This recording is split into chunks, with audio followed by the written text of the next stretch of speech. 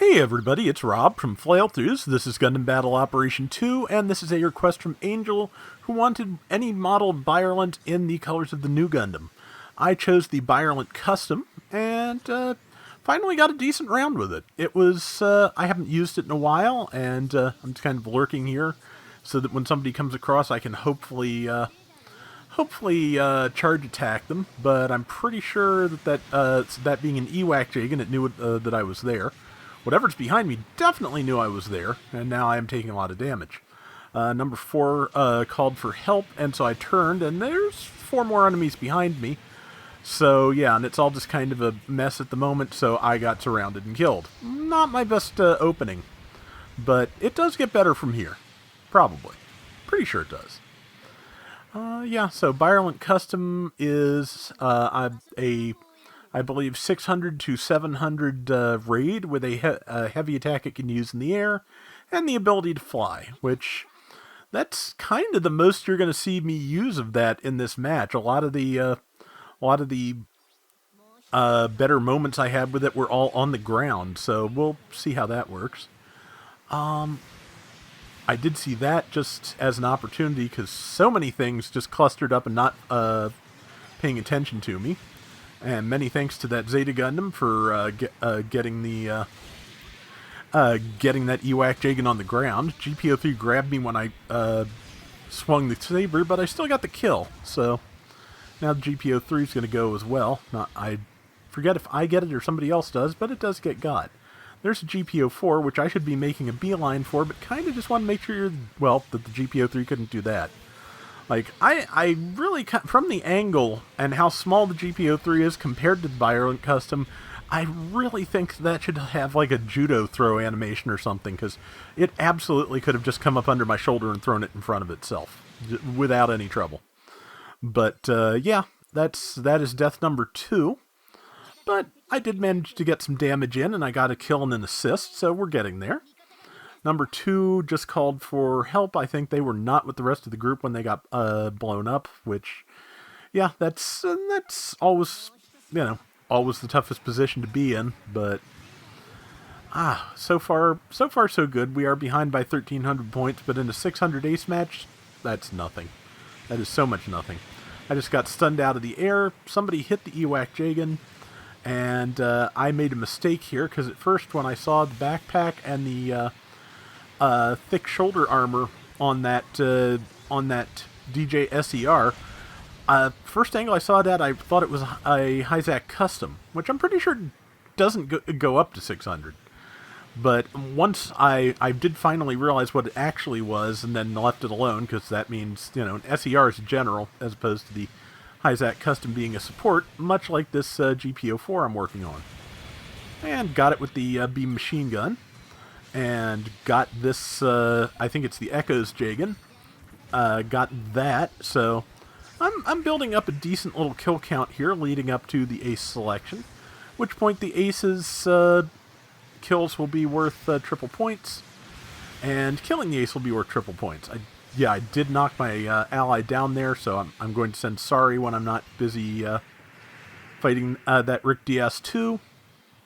Looks like the pilot escaped to the waters below, if I'm not mistaken.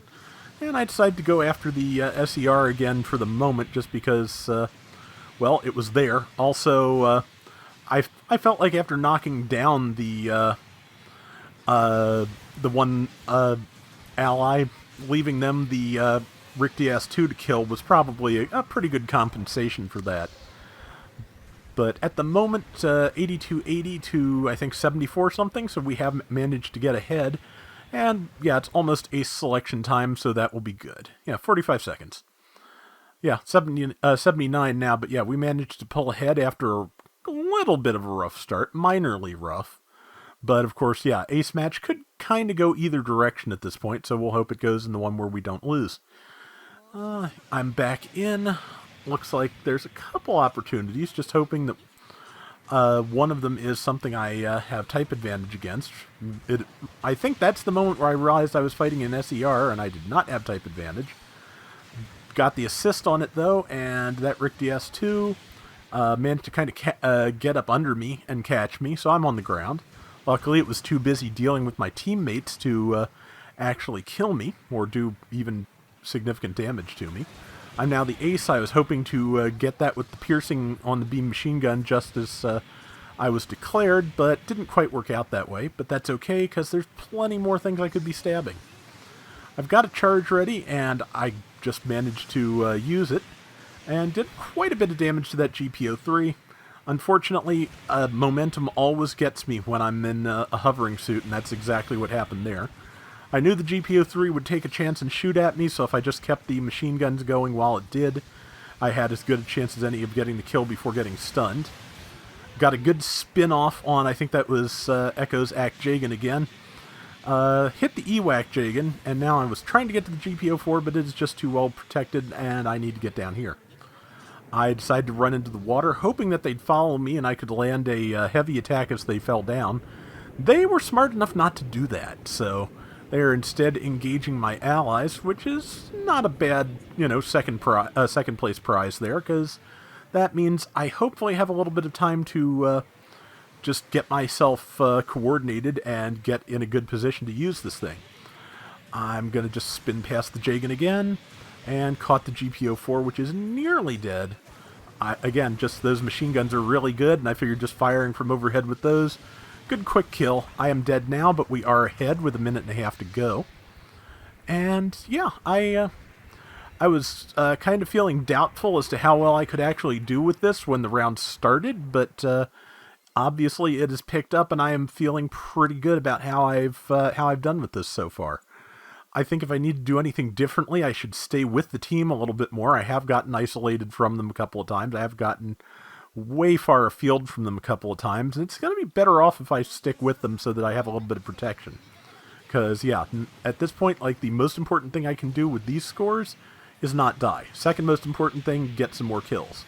Realized I put my back to the enemy team and backed up like a smart, putting damage on that GPO-4, but realized I just needed to get out of that lane because I was just an easy target.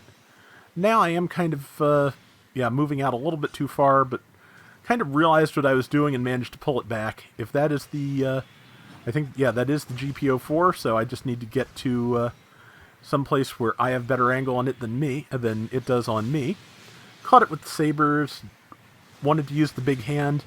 Yeah, the big claw swing has a certain momentum of its own that does alter how your trajectory a little bit, so it's kind of hard to use. I was getting tempted to go in and fight against that, but I decided better if I did not. Did get a really good spin attack on that SER though, and with that, with a 7,000 point lead, I decided it is time to run away home so that I do not get killed at the last second. And that was successful, so yeah, this is probably the best I've ever done with the Byarlant Custom. It is fun to use, but difficult, for sure, especially for me. But yeah, top score, top damage at 116k, and top diversions, which is not surprising for an ace. As you can see, the enemy ace also had more diversions than I did, in fact, so. But yeah, that was a pretty good round, so hope you enjoyed it, Angel, and that is going to do it for today's Gundam Battle Operation 2. We'll be back soon with more. Till next time, everybody take care and have fun. Later. Yeah, I think the last Byarlant I ran was the Isolde, which I did okay with, I think, at the time, but since I hadn't run the custom in I don't know how long, I figured it was a good next stop. I guess if I get another generic Byarlant request, I'll have to try the regular one, and that's probably my weakest of the three.